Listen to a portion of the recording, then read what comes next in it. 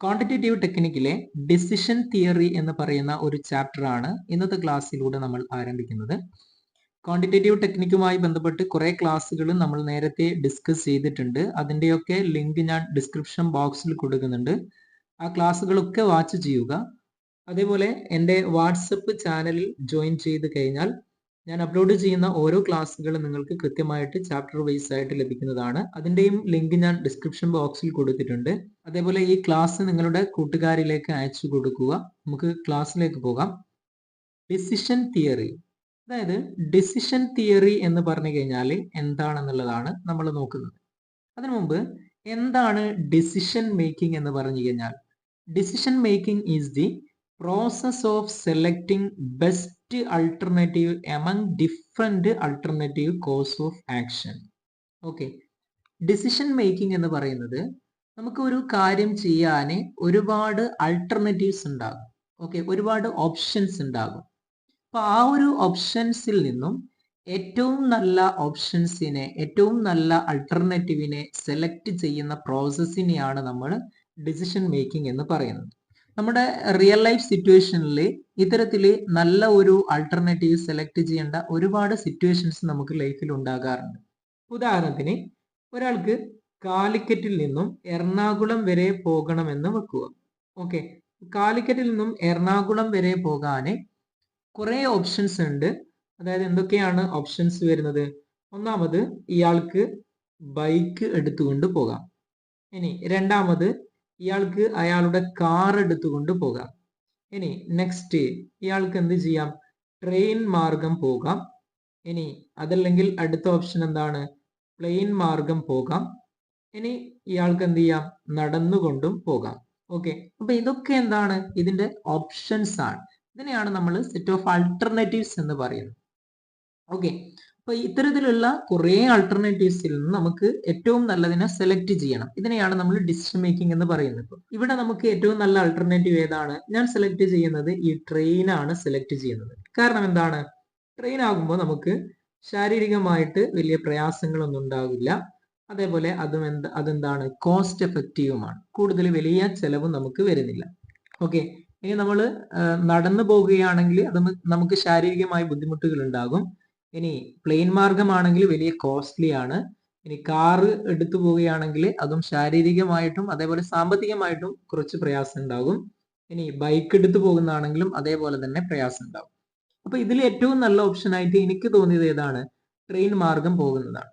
അപ്പൊ ഇത്തരത്തില് നമ്മുടെ റിയൽ ലൈഫ് സിറ്റുവേഷനിൽ ഇങ്ങനെ ഉണ്ടാകുന്ന ഡിഫറെന്റ് ആൾട്ടർനേറ്റീവിൽ നമ്മൾ നല്ലതിനെ സെലക്ട് ചെയ്യുന്നത് പോലെ ഒരു ബിസിനസ്സിനെ എടുത്ത് നമ്മൾ പറയുകയാണെങ്കിൽ അവിടെയും നമുക്ക് ഒരുപാട് ഓപ്ഷൻസ് ഇതേപോലെ ഉണ്ടാകും. ഇപ്പൊ ഉദാഹരണത്തിന്, ഒരു പ്രൊഡക്റ്റ് നമുക്ക് പ്രൊഡ്യൂസ് ചെയ്യണം. ഓക്കെ, ഒരു പ്രൊഡക്റ്റിനെ നമുക്ക് പ്രൊഡ്യൂസ് ചെയ്യണം. ഈ പ്രൊഡക്റ്റ് നമുക്ക് പ്രൊഡ്യൂസ് ചെയ്യണമെങ്കിൽ കുറേ മെഷീനറീസിൽ അപ്ലൈ ചെയ്യാം എന്ന് കരുതുക. ഇപ്പൊ ഉദാഹരണത്തിന് M1 എന്ന് പറയുന്ന ഒരു മെഷീനറി, ഇനി M2 എന്ന് പറയുന്ന ഒരു മെഷീനറി, M3 എന്ന് പറയുന്ന ഒരു മെഷീനറി. ഓക്കെ, ഇങ്ങനെ കുറേ മെഷീനറീസിൽ നമുക്ക് അപ്ലൈ ചെയ്യാൻ പറ്റും. ഇതിൽ നിന്നൊക്കെ കിട്ടുന്ന പ്രൊഡക്റ്റ് എന്താണ്? സെയിം ആയിരിക്കും. പക്ഷെങ്കിൽ ഓരോ മെഷീനറീസിൽ നമ്മൾ അപ്ലൈ ചെയ്ത് കഴിഞ്ഞാലും കിട്ടുന്ന പ്രൊഡക്റ്റുകളെ ക്വാളിറ്റിയിൽ മാറ്റം ഉണ്ടാകും. ഇനി അല്ലെങ്കിൽ ഒരു ടൈമിനുള്ളിൽ നമുക്ക് പ്രൊഡക്ഷൻ നടത്താൻ പറ്റുന്നതിന്റെ കപ്പാസിറ്റിയിൽ മാറ്റം ഉണ്ടാകും. അങ്ങനെ ഒരുപാട് കാര്യങ്ങളിൽ മാറ്റം ഉണ്ടാകും. ഓക്കെ, അപ്പൊ ഇത്തരം കേസിൽ നമ്മൾ ഇതിൽ ഏറ്റവും നല്ലത് ഏതാണെന്ന് സെലക്ട് ചെയ്യേണ്ടതായിട്ട് വരും. ഇങ്ങനെ വരുന്ന കേസിലാണ് നമ്മൾ ഡിസിഷൻ മേക്കിംഗ് തിയറി അപ്ലൈ ചെയ്യുന്നത്. ഓക്കെ, അപ്പൊ ഇവിടെ ആ ഡിസിഷൻ മേക്കിംഗ് എന്താണെന്നുള്ളത് മനസ്സിലാക്കുക. ഡിസിഷൻ മേക്കിംഗ് എന്ന് പറഞ്ഞു കഴിഞ്ഞാൽ എന്താണ്? It is the process of selecting best alternative from among different alternative course of action. Okay, ഇവിടെ ഡിസിഷൻ തിയറി എന്ന് പറഞ്ഞു കഴിഞ്ഞാൽ it is A set of quantitative methods four arriving optimal decision. ഒരു optimal ഡിസിഷനിലേക്ക് എത്താൻ വേണ്ടിയിട്ടുള്ള ഒരു സെറ്റ് ഓഫ് ക്വാണ്ടിറ്റേറ്റീവ് മെത്തേഡ്സിനെയാണ് നമ്മൾ എന്ത് പറയുന്നത്? ഡിസിഷൻ തിയറി എന്ന് പറയുന്നത്. അപ്പൊ ഡിസിഷൻ മേക്കിംഗ് എന്ന് പറഞ്ഞു കഴിഞ്ഞാൽ നമ്മൾ പറഞ്ഞത് എന്താണ്? It is the process of identifying the problem and opportunities. നമ്മുടെ പ്രശ്നങ്ങൾ എന്തൊക്കെയാണ്, നമുക്കുള്ള സാധ്യതകൾ എന്തൊക്കെയാണ്, ഇതിനെയൊക്കെ നമ്മൾ ഐഡന്റിഫൈ ചെയ്യുകയും അതേപോലെ choosing best options among the alternative course of action. Okay, അതായത് നമ്മുടെ പ്രോബ്ലം സോൾവ് ചെയ്യാൻ വേണ്ടി ഏറ്റവും നല്ല കോഴ്സ് ഓഫ് ആക്ഷനെ സെലക്ട് ചെയ്യുകയും ചെയ്യുന്നതിനെയാണ് നമ്മൾ ഡിസിഷൻ മേക്കിംഗ് എന്ന് പറയുന്നത്. ഓക്കെ, ഇനി ഇവിടെ നെക്സ്റ്റ് നമ്മൾ ഡിസ്കസ് ചെയ്യുന്നത് what are the steps included in decision making എന്നുള്ളതാണ്. ഡിസിഷൻ മേക്കിങ്ങിൽ വരുന്ന സ്റ്റെപ്സുകൾ ഏതൊക്കെയാണ്, അല്ലെങ്കിൽ അതിന്റെ പ്രോസസ്സ് ഏതൊക്കെയാണെന്നുള്ളതാണ് നമ്മൾ ഡിസ്കസ് ചെയ്യുന്നത്. അതിൽ ഒന്നാമത്തെ പോയിന്റ് ആണ് ഐഡന്റിഫൈ ദി പ്രോബ്ലം എന്നുള്ളതാണ്. ഓക്കെ, അപ്പോൾ ഒരു ഡിസിഷൻ മേക്കിംഗ്, ഒരു തീരുമാനമെടുക്കാൻ ആദ്യം നമുക്ക് അറിയേണ്ടത് എന്താണ് നമ്മുടെ റിയൽ പ്രോബ്ലം എന്നുള്ളത് അറിയണം. Okay, or opportunity, and also to decide how to address it. Okay, എങ്ങനെയാണ് അതിനെ നമ്മൾ അപ്രോച്ച് ചെയ്യുക എന്നുള്ളതും നമ്മൾ അറിയണം. അപ്പൊ എന്താണ് പ്രശ്നം എന്നുള്ളത് നമ്മൾ അറിയണം. ഇപ്പൊ ഉദാഹരണത്തിന് ഒരു എക്സാമ്പിൾ പറയുകയാണെങ്കിൽ, ഒരു പേഷ്യന്റ് ഒരു ഡോക്ടറെ കാണാൻ പോകുന്നു. ഡോക്ടറെ കാണാൻ പോയാൽ പെട്ടെന്ന് തന്നെ നമുക്ക് ഡോക്ടർ എന്ത് ചെയ്യുന്നില്ല, മരുന്ന് തരുന്നില്ല.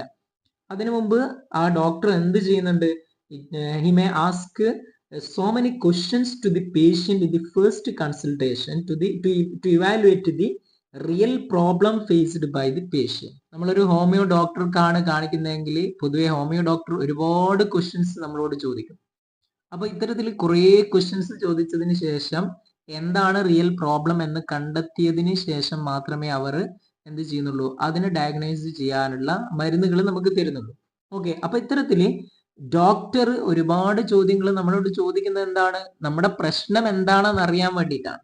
അപ്പൊ ഒരു തീരുമാനം എടുക്കണമെങ്കിൽ, ഒരു ബിസിനസിനെ സംബന്ധിച്ചിടത്തോളം തീരുമാനം എടുക്കുമ്പോൾ എന്താണ് നിലവിലുള്ള റിയൽ പ്രോബ്ലം എന്നുള്ളത് ഐഡന്റിഫൈ ചെയ്യുക എന്നുള്ളതാണ് ഒന്നാമത്തെ സ്റ്റെപ്പ് വരുന്നത്. ഓക്കെ, അങ്ങനെ അറിഞ്ഞാൽ മാത്രമേ he will think about what he can do to solve such problem. Okay, ആ ഒരു പ്രശ്നം പരിഹരിക്കാൻ എന്ത് ചെയ്യണമെന്ന് അറിയണമെങ്കിൽ എന്താണ് റിയൽ പ്രോബ്ലം എന്ന് അറിയണം. ഓക്കെ, അപ്പൊ ഇതാണ് ഒന്നാമത്തെ സ്റ്റെപ്പ് വരുന്നത്. ദെൻ നെക്സ്റ്റ് സെക്കൻഡ് വൺ ആണ്, സെക്കൻഡ് സ്റ്റെപ്പ് വരുന്നതാണ് ഗ്യാദർ റിലവന്റ് ഇൻഫർമേഷൻ ആണ്. ഓക്കെ, ഒരു പ്രോബ്ലം പരിഹരിക്കാൻ നമുക്ക് കുറെ ഇൻഫർമേഷൻ ആവശ്യമായിട്ട് വരും. അപ്പൊ ഇൻഫർമേഷൻ എന്താണ്, ഇന്റേണൽ ടു ദി ഓർഗനൈസേഷൻ ആകാം, എക്സ്റ്റേണൽ ടു ദി ഓർഗനൈസേഷൻ ആകാം, നമ്മുടെ സ്ഥാപനത്തിന് ഉള്ളിൽ നിന്ന് കിട്ടുന്ന ഇൻഫർമേഷൻ ആകാം, ഇനി പുറത്തുള്ള കുറെ ഇൻഫർമേഷൻ ആകാം. ഇപ്പൊ ഉദാഹരണത്തിന് availability of raw material, availability of skilled labour, production capacity of the firm, ഇങ്ങനെയുള്ള കാര്യങ്ങളൊക്കെ എന്താണ്, ഇന്റേണൽ ആണ്. ഇനി എക്സ്റ്റേണൽ ആയിട്ടുള്ള കുറെ കാര്യങ്ങൾ വരാം, market condition, government policy, technological changes, ഇതൊക്കെ എന്താണ്, എക്സ്റ്റേണൽ ആയിട്ടുള്ള കുറെ കാര്യങ്ങളാണ്. അപ്പോൾ ഇത്തരത്തിലുള്ള ഇൻഫർമേഷൻസ് നമ്മൾ അറിയുക അല്ലെങ്കിൽ അത് കണ്ടെത്തുക എന്നുള്ളതാണ് ഇവിടെ രണ്ടാമത്തെ സ്റ്റെപ്പ് വരുന്നത്. ഓക്കെ, അതായത് ഇന്റേണൽ ആയിട്ടുള്ളതും എക്സ്റ്റേണലുമായിട്ടുള്ള ഇൻഫർമേഷനെ അറിവുണ്ടാവുക എന്നുള്ളതാണ്, അത് കണ്ടെത്തുക എന്നുള്ളതാണ് രണ്ടാമത്തെ സ്റ്റെപ്പ് വരുന്നത്. ഓക്കെ, ഇനി നെക്സ്റ്റ് മൂന്നാമത്തതാണ് identify the alternative. Identify the alternatives. Okay, ഒരുപാട് അൾട്ടർനേറ്റീവ്സ് ഉണ്ടാകുമെന്ന് നമ്മൾ പറഞ്ഞു. ഒരു പെർട്ടിക്കുലർ പ്രോബ്ലം പരിഹരിക്കാൻ there are so many alternative to solve a particular problem. Okay, the decision maker will list all possible and desirable alternative. ഒരു decision maker ചെയ്യേണ്ടത് എന്താണ്, decision maker എന്ന് പറഞ്ഞാൽ ആരാണോ ഈ ഒരു ഡിസിഷൻ എടുക്കാൻ റെസ്പോൺസിബിൾ ആകുന്നത്. ഓക്കെ, അൾട്ടർനേറ്റീവിൽ നിന്നും ബെസ്റ്റ് അൾട്ടർനേറ്റീവിനെ സെലക്ട് ചെയ്യുന്നത് ആരാണോ അയാളെയാണ് നമ്മൾ ഡിസിഷൻ മേക്കർ എന്ന് പറയുന്നത്. ഒരു ഡിസിഷൻ മേക്കർ ചെയ്യേണ്ടത് എന്താണ്, list out all the possible and desirable alternatives. Okay, നമ്മുടെ പ്രോബ്ലം പരിഹരിക്കാൻ ആവശ്യമായിട്ടുള്ള എല്ലാ അൾട്ടർനേറ്റീവിനെയും ലിസ്റ്റ് ഔട്ട് ചെയ്യുക എന്നുള്ളതാണ് നമ്മൾ ചെയ്യേണ്ടത്. അതാണ് ഐഡന്റിഫൈ ദി അൾട്ടർനേറ്റീവ് എന്ന് പറയുന്നത്. ഇനി നെക്സ്റ്റ് ഫോർത്ത് വൺ ആണ് ഇവാലുവേറ്റ് അൾട്ടർനേറ്റീവ്. നമ്മൾ കുറേ അൾട്ടർനേറ്റീവ് കണ്ടെത്തി, ഈ അൾട്ടർനേറ്റീവിനെ ഓരോന്നിനെയും നമ്മൾ എന്ത് ചെയ്യുക, ഇവാലുവേറ്റ് ചെയ്യുക എന്നുള്ളതാണ്. ഓക്കെ, അതായത് decision maker will need to evaluate for feasibility, അതേപോലെ acceptability, desirability to know which alternative best. ഇപ്പൊ ഈ ഓരോ അൾട്ടർനേറ്റീവിന്റെയും ഫീസിബിലിറ്റി എത്രത്തോളം ഉണ്ട്, ഓക്കെ, അതായത് നമുക്ക് എത്രത്തോളം അത് അനുയോജ്യമാണ്, എത്രത്തോളം നമുക്ക് അഡാപ്റ്റ് ചെയ്യാൻ പറ്റുന്നതാണ് എന്നുള്ളതിനെ അറിയുക എന്നുള്ളതാണ് ഇവിടെ നാലാമത്തെ സ്റ്റെപ്പിൽ ചെയ്യുന്നത്. ഓക്കെ, ഇനി നെക്സ്റ്റ് ചൂസ് എമംഗ് അൾട്ടർനേറ്റീവ്. അപ്പൊ ഇതൊക്കെ നമ്മൾ ഐഡന്റിഫൈ ചെയ്തു, അതായത് അൾട്ടർനേറ്റീവ് ഐഡന്റിഫൈ ചെയ്തു, ഇനി ഓരോ അൾട്ടർനേറ്റീവിനും നമ്മൾ ഇവാലുവേറ്റ് ചെയ്തു. അങ്ങനെയൊക്കെ ചെയ്തതിന് ശേഷം നെക്സ്റ്റ് വേണ്ടത് എന്താണ്, നല്ലൊരു അൾട്ടർനേറ്റീവിനെ നമ്മൾ സെലക്ട് ചെയ്യണം. ഓക്കെ, അതായത് decision maker is ready to select alternative which is seemed to be best. ഏറ്റവും നല്ല അൾട്ടർനേറ്റീവ് ഏതാണെന്ന് നോക്കിയിട്ട് അതിനെ സെലക്ട് ചെയ്യണം. ഓക്കെ, ഇപ്പോൾ സെലക്ഷൻ എന്ന് പറയുന്നത് ഇവിടെ combination of more than one alternative ആകാം. ഓക്കെ, ഒന്നിൽ കൂടുതൽ ആൾട്ടർനേറ്റീവിന്റെ കോമ്പിനേഷൻ ആകാം ഇവിടെ വരുന്ന സെലക്ഷൻ എന്ന് പറയുന്നത്. അപ്പൊ ഏറ്റവും നല്ല ബെസ്റ്റ് സ്യൂട്ടഡ് ആയിട്ടുള്ള ഒരു ആൾട്ടർനേറ്റീവിനെ നമുക്ക് നമ്മുടെ സിറ്റുവേഷന് പറ്റുന്ന നല്ലൊരു ബെസ്റ്റ് ആൾട്ടർനേറ്റീവിനെ ചൂസ് ചെയ്യുക എന്നുള്ളതാണ് അഞ്ചാമത്തെ സ്റ്റെപ്പ് വരുന്നത്.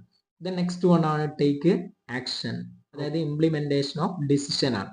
ഇപ്പൊ നമ്മളൊരു ആൾട്ടർനേറ്റീവിനെ സെലക്ട് ചെയ്തു. അങ്ങനെ ആൾട്ടർനേറ്റീവിനെ സെലക്ട് ചെയ്ത് കഴിഞ്ഞാൽ ഈ ഒരു ഫൈനലൈസ്ഡ് ഡിസിഷൻ ഇംപ്ലിമെന്റ് ചെയ്യുകയാണ് ചെയ്യുന്നത്. അതായത് നമ്മുടെ എന്താണോ നമ്മുടെ നേരത്തെ ഉണ്ടായിരുന്ന നമ്മുടെ ഒബ്ജക്റ്റീവ് അല്ലെങ്കിൽ ഗോൾ, ആ ഒരു കാര്യത്തിലേക്ക് എന്ത് ചെയ്യുന്നു, നമ്മൾ സെലക്ട് ചെയ്തിട്ടുള്ള ഈ ഒരു ആൾട്ടർനേറ്റീവിനെ ഇംപ്ലിമെന്റേഷൻ നടത്തുന്നു എന്നുള്ളതാണ്. ഓക്കെ, അതാണ് മറ്റൊരു അടുത്ത പോയിന്റ്, ടേക്ക് ആക്ഷൻ എന്നുള്ളത് വരുന്നത്. ഓക്കെ, അപ്പൊ ഇവിടെ എല്ലാവരുടെയും സപ്പോർട്ട് ആവശ്യമാണ് ഇത് ഇംപ്ലിമെന്റ് ചെയ്യുമ്പോൾ. നമ്മൾ ഓരോന്നിനെ കുറിച്ചും കൃത്യമായിട്ട് പഠിച്ചതിന് ശേഷമാണ് നല്ലൊരു ആൾട്ടർനേറ്റീവിനെ സെലക്ട് ചെയ്യുക. അതിനെ ബേസ് ചെയ്തുകൊണ്ട് നമ്മൾ എന്ത് ചെയ്യുന്നു, ഇംപ്ലിമെന്റ് ചെയ്യുന്നു എന്നുള്ളതാണ്. ഇപ്പൊ നേരത്തെ നമ്മൾ പറഞ്ഞ ഒരു പ്രൊഡക്റ്റ് പ്രൊഡ്യൂസ് ചെയ്യാന് 3 മെഷീനറികൾ ഉപയോഗിക്കാം എന്ന് പറഞ്ഞു. 1 2 അതേപോലെ 3. ഈ 3 മെഷീനറീസിൽ നമ്മൾ ഒന്നിനെ സെലക്ട് ചെയ്ത് കഴിഞ്ഞാൽ അതിനെ ബേസ് ചെയ്തുകൊണ്ട് നമ്മൾ പ്രൊഡക്ഷൻ നടത്തുന്നു. അതാണ് ടേക്ക് ആക്ഷൻ എന്ന് പറയുന്നത്. ഓക്കെ, ഇനി നെക്സ്റ്റ് വൺ ആണ് റിവ്യൂ ദി ഡിസിഷൻ. നമ്മൾ ഒരു തീരുമാനം എടുത്തു കഴിഞ്ഞാൽ അതിന് എന്ത് ചെയ്യണം, ഇടക്കിടക്ക് റിവ്യൂ ചെയ്യണം എന്നുള്ളതാണ്. Okay, and it's consequences. Okay, എന്തൊക്കെയാണ് അതിന്റെ പരിണിത ഫലം എന്ന് നമ്മൾ റിവ്യൂ ചെയ്യണം. അതായത് proper feedback and follow up is required. എല്ലാ സമയത്തും ഒരു ഫീഡ്ബാക്ക് അതേപോലെ ഫോളോ അപ്പ് നടത്തണം എന്നുള്ളതാണ് ഇതിന് ഈ ഒരു സ്റ്റെപ്പിലൂടെ പറയുന്നത്. അതായത് ഈ required corrective action may be taken. എന്തെങ്കിലും മാറ്റങ്ങൾ ആവശ്യമാണെങ്കിൽ അത് കറക്റ്റ് ചെയ്യാനുള്ള ആക്ഷനും എടുക്കാൻ പറ്റും എന്നുള്ളതാണ്. അപ്പൊ ഇത്തരത്തില് 7 സ്റ്റെപ്പിലൂടെ അല്ലെങ്കിൽ പ്രോസസ്സിലൂടെയാണ് ഒരു ഡിസിഷൻ മേക്കിംഗ് കടന്നു പോകുന്നത്. ഇത്രയും സ്റ്റെപ്പുകൾ ജസ്റ്റ് മനസ്സിലാക്കുക. Next we R discussing about types of decision making situations, that is conditions under which the decision are taken. ഏതൊക്കെ കണ്ടീഷനിലാണ് നമ്മൾ തീരുമാനം എടുക്കേണ്ടത്, ആ ഒരു ഡിസിഷൻ മേക്കിംഗ് സിറ്റുവേഷനെ കുറിച്ചാണ് നെക്സ്റ്റ് നമ്മൾ പറയുന്നത്. അതിൽ 3 കണ്ടീഷൻസ് ആണ് മെയിൻലി വരുന്നത്. അതായത് under certainty, second one under risk and under uncertainty. അപ്പൊ ഇവിടെ ഒന്നാമത്തെ സിറ്റുവേഷൻ എന്താണ്, സെർട്ടേണിറ്റി ആണ് നമ്മൾ പറഞ്ഞത്. ഇവിടെ സെർട്ടേണിറ്റി എന്ന് പറഞ്ഞു കഴിഞ്ഞാൽ എന്താണ്, നമുക്ക് എല്ലാ കാര്യങ്ങളെ കുറിച്ചും കൃത്യമായിട്ടുള്ള ഒരു ഐഡിയ ഉണ്ടായിരിക്കും ഈ ഒരു സിറ്റുവേഷനിൽ. അതായത് accurate, measurable and reliable information based on which the decision is to be taken is available under the condition. എല്ലാ ഇൻഫർമേഷൻസും കൃത്യമായിട്ടുള്ള ഈ വിവരങ്ങൾ അവൈലബിൾ ആകുന്നതിനെയാണ് നമ്മൾ സെർട്ടേണിറ്റി എന്ന് പറയുന്നത്. ഓക്കെ, അപ്പൊ ഇത്രയും കേസിൽ the cause and effect relationship are known and the future is highly predictable under this environment. ഇത്തരം കേസിൽ എന്താണ്, നമുക്ക് ഫ്യൂച്ചറിനെ കൃത്യമായിട്ട് പ്രെഡിക്റ്റ് ചെയ്യാൻ പറ്റും. ഈ ഒരു സിറ്റുവേഷനിൽ നമുക്ക് തീരുമാനം എടുക്കാൻ വേണ്ടിയിട്ടുള്ള എല്ലാ കാര്യങ്ങളും അവൈലബിൾ ആണ്. അതുകൊണ്ട് തന്നെ നമുക്ക് എന്ത് ചെയ്യാൻ പറ്റും, കൃത്യമായിട്ട് ഫ്യൂച്ചറിനെ പ്രെഡിക്റ്റ് ചെയ്യാൻ പറ്റുന്ന ഒരു സിറ്റുവേഷൻ ആണ് സെർട്ടേണിറ്റി എന്ന് പറയുന്നത്. Okay, decision making under certainty. Okay, ഇപ്പൊ ഉദാഹരണത്തിന് ഇൻവെസ്റ്റ്മെന്റ് ഇൻ ബാങ്ക്സിൽ ഇൻവെസ്റ്റ്മെന്റ് നടത്തും. നമുക്ക് ഇൻവെസ്റ്റ്മെന്റ് നടത്തണമെങ്കിൽ ഒരു 3 ബാങ്ക് നമ്മുടെ നിയറസ്റ്റ് ഉണ്ടെന്ന് വെക്കുക. നമ്മുടെ കയ്യിൽ കുറച്ച് പണമുണ്ട്, അതിനെ നമുക്ക് ഇൻവെസ്റ്റ്മെന്റ് നടത്തണം. ഓക്കെ, ഇപ്പൊ എ എന്ന് പറയുന്ന ബാങ്കും ബി എന്ന് പറയുന്ന ബാങ്കും അതേപോലെ തന്നെ സി എന്ന് പറയുന്ന മറ്റൊരു ബാങ്കും, ഈ 3 ബാങ്കുകളാണുള്ളത്. എ എന്ന് പറയുന്ന ബാങ്കിൽ നമ്മൾ ഇൻവെസ്റ്റ്മെന്റ് നടത്തി കഴിഞ്ഞാൽ നമുക്ക് കിട്ടുന്ന റിട്ടേൺ എത്രയാണ്, 3.5% ആണ്. അതായത് അതിന്റെ ഇൻട്രസ്റ്റ് കിട്ടുന്നത്. ഇനി ബി എന്ന് പറയുന്ന ബാങ്കിൽ ഇൻവെസ്റ്റ്മെന്റ് നടത്തി കഴിഞ്ഞാൽ നമുക്ക് കിട്ടുന്ന റിട്ടേൺ ഒരു 4% ആണ്. ഇനി സി എന്ന് പറയുന്നതിൽ ഇൻവെസ്റ്റ്മെന്റ് നടത്തി കഴിഞ്ഞാൽ നമുക്ക് കിട്ടുന്ന റിട്ടേൺ എത്രയാണ്, 3% ആണ്. അപ്പൊ ഇവിടെ നിങ്ങൾ നോക്കുക, ഈ 3 ആൾട്ടർനേറ്റീവിനെ കുറിച്ചും കൃത്യമായിട്ട് വിവരമുണ്ട്. അതായത് എയിൽ നമുക്ക് ഇൻവെസ്റ്റ്മെന്റ് നടത്തി കഴിഞ്ഞാൽ 3.5% കിട്ടും, ബി എന്നതിൽ 4% കിട്ടും, സി എന്ന് പറയുന്നതിൽ 3% കിട്ടും. അപ്പൊ ഇതിൽ നമ്മൾ നല്ലത് നോക്കി ഈ ബി എന്നതിനെ സെലക്ട് ചെയ്യും. അപ്പൊ ഇവിടെ ക്ലിയർലി എന്താണ്, ഓരോ ആൾട്ടർനേറ്റീവിനെ കുറിച്ചും കൃത്യമായ ബോധം നമുക്കുണ്ട് എന്നുള്ളതാണ്. അപ്പൊ ഇതാണ് നമ്മൾ decision making situation under certainty എന്ന് പറയുന്നത്. അപ്പൊ ഇത്രയും കാര്യങ്ങളാണ് ഇന്നത്തെ ക്ലാസ്സിലൂടെ നമ്മൾ ഡിസ്കസ് ചെയ്യുന്നത്. ഇനി ഇതിന്റെ ബാക്കി പോർഷൻസ് നമുക്ക് നെക്സ്റ്റ് ക്ലാസ്സിൽ ഡിസ്കസ് ചെയ്യാം. പുതിയൊരു ക്ലാസ്സുമായി നമുക്ക് വീണ്ടും കാണാം. Thank you.